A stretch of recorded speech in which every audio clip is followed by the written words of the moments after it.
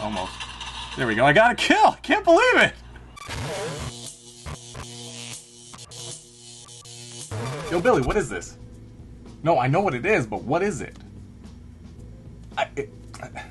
Okay, so apparently right here in front of me, I'm a little bit confused here because we have inside this basically palm-sized box a gaming PC. Now I know what you're probably thinking. It's got to be exactly what I'm thinking right now. This doesn't look like a gaming PC at all. I mean, it's so small. Normally when you think of gaming PCs, you think of these huge towers with lots of lights everywhere, and I think this might actually have some lights, which is pretty cool, but they're giant.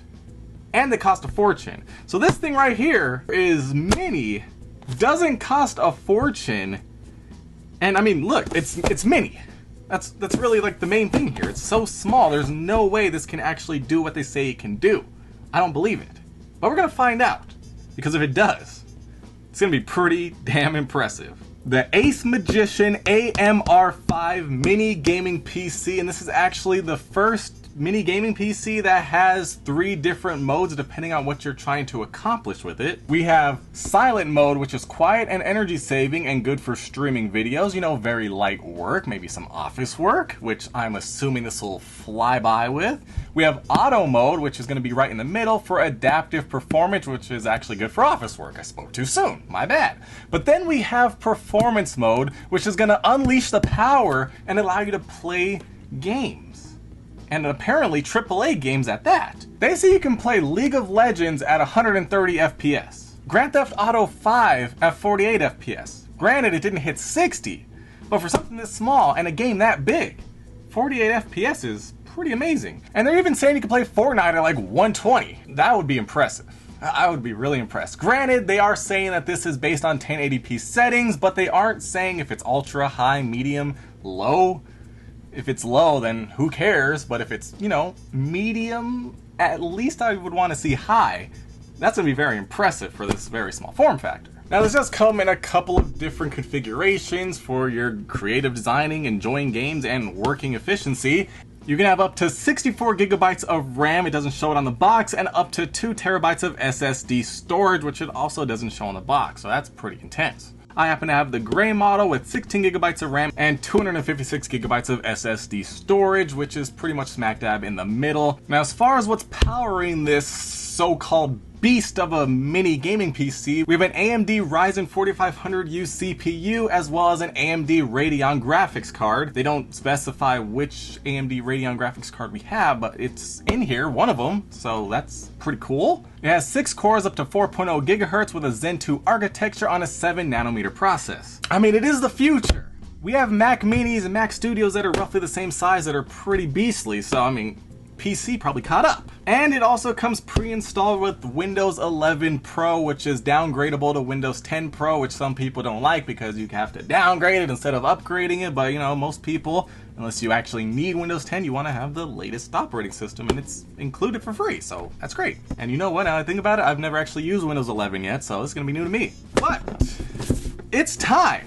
We gotta get inside this thing because I still can't believe it. If I can actually game on this thing, I'll be pretty impressed. I mean, the box is looking nice. The PC in the picture is looking nice. It looks like a gaming PC just shrunk down Willy Wonka style. Man, I mean, presentation, this is pretty nice. So let's see what we got. It's like I'm opening up a present. Another universe.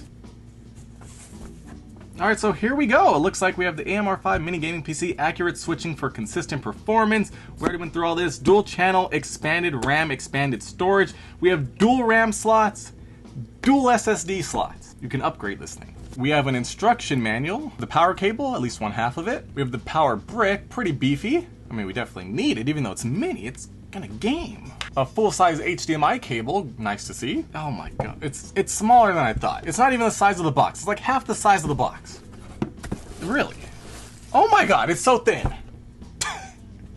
This is like Mac Mini style of a computer, but with Windows on it. And, you know, gaming design. Nothing else in the box. Very simple. I mean, look, it's even lighter because the box was heavy with this. I feel like the brick and the computer weigh the same. Just keep that into perspective. I don't think you guys understand how crazy this is. Let's take this out of the plastic. Oh my god. Oh my god. This thing looks pretty amazing. It looks like a gaming PC, but it's in the palm of my hand. I never thought that would be possible, but here we are.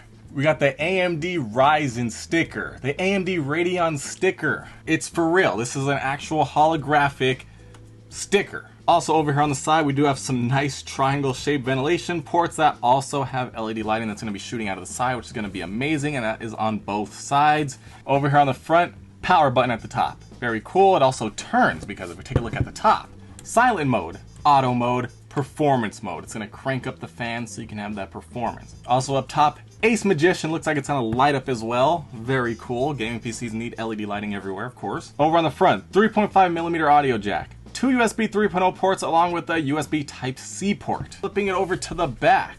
No way. We got 2 more USB 3.0 ports. A display port, an HDMI port, a LAN port for that Ethernet cable to be hardwired for no lag, as well as the DC 9V port. Also down on the bottom we have some rubber feet that actually do grip the table. I don't know, this thing is small, like seriously, power brick, it's like 3 power bricks. Literally like the same thickness up top. It kind of wedges out a little bit. But really, this is my hand. Alright, so I got the mini gaming PC connected to a monitor, keyboard, and mouse, and now I already set it up, but I turned it off because you have to experience this. We're going to turn it on right now, just in auto mode. And look at that, all the LED lights. Top logo lighting up, flashing colors. Side, flashing colors.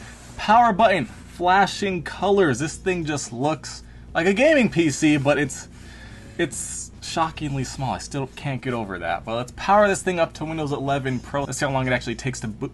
Okay. Or boot it up. It took, what, like 30 seconds? That was very fast. Impressive already.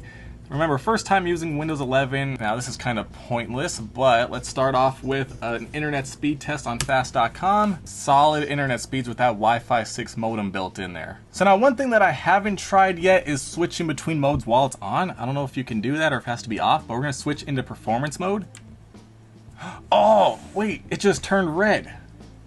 So green in the middle, blue on the left, and red when you're in high performance. So we're going to do that. But now that we're in high performance mode and everything's just going to be maxed out, this is gaming mode. Let's do a couple of benchmarks to see where we're standing. So according to Cinebench R23, it looks like we're running an AMD Ryzen 5 5600U with Radeon graphics, 6 cores, 12 threads at 2.3 gigahertz. It says we have Windows 10 64-bit professional, which is weird because we're on Windows 11 and I'm 100% sure about that. Maybe it's just not updated for 11 yet, but we're going to do a multi-core CPU test real quick and see what happens. I just remember the last time I tried to run Cinebench on a mini PC, it wasn't made for gaming, it was a pretty low-powered mini PC, but it just crashed the whole system, so hopefully this doesn't because it's supposed to be for gaming. After about 30 minutes of Cinebenching, we do have a result. We have a CPU multi-core score of 7,529. We came in 7th place, which is, you know, nothing amazing or anything. As far as the CPU single core score goes, we got 1,376, which is 3rd place and actually not too bad. We also got an MP ratio of 5.47 and 8th place overall. As far as Geekbench is concerned, we got a single core score of 1,423 and a multi-core score of 6,281, as well as a Geekbench OpenCL score of 13,746. The good news here is that Geekbench actually recognizes that we're on Windows 11 Pro. And just for fun, I also ran Furmark because it sounded pretty cool, and we were getting a max of 16 frames per second with an average of 13 frames per second at 1080p. Pretty good, I guess. It looked pretty intense. But the good news about that test is it did tell us we did have an AMD Radeon Vega 8 GPU, so now we know which one we have. Alright, so now it's the moment we've all been waiting for. Can we game on this thing? I have Fortnite launched up right now, and we're gonna try it out. Right when I launched it up, it was like, do you want to automatically adjust the settings based on your hardware? I was like, okay, sure.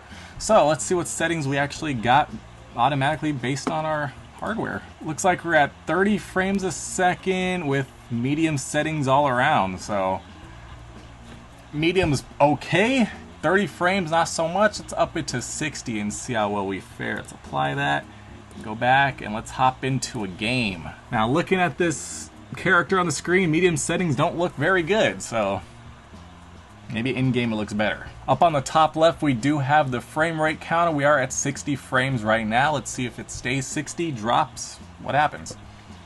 Oh, whoa, it just dropped down to 20. I don't know, this isn't looking too good. So we're trying to pull 60 frames. It's actually pretty smooth. Okay, we're actually down to 40 frames right now. And there is some choppiness. We are dropping frames. But it's actually not too bad. I think we do see some screen tearing going on. But we have a pretty solid 40 frames or so for the most part. But, I mean, this is definitely playable. I actually just bumped it up to 120 FPS and it's not even... It just hit 50, but it's basically staying at around 45. So 120 is not going to happen. Actually, let me see what 30 actually looks like. So right now we're getting a solid 30. Okay, it's very good at doing 30 on medium. Although it is dropping into the 20s. It's not staying 100% steady. But, you know, not bad for 30, but do you really want to play at 30? Not really. Let's do 30 at epic settings. Why not? Let's see what happens. I feel like this is going to crash the whole computer. There's no way. Oh, okay, let's see. Okay, this is unplayable. Let's try high settings at 30. Okay, high might be doable. Dipping into the 20s a bit, but we have better quality. And I mean, if you're going to be playing at 30 anyways, might as well have the better quality, right? I'm actually pretty surprised we're actually playing at 30 frames pretty stable on high. So it looks like in Fortnite you could either do high 30 or medium 60 with some dropping. I mean, that's a solid 30 on high. Dipping into 27 a couple times, but not too bad. But, you know, pretty acceptable for a mini PC playing on high at 30 frames.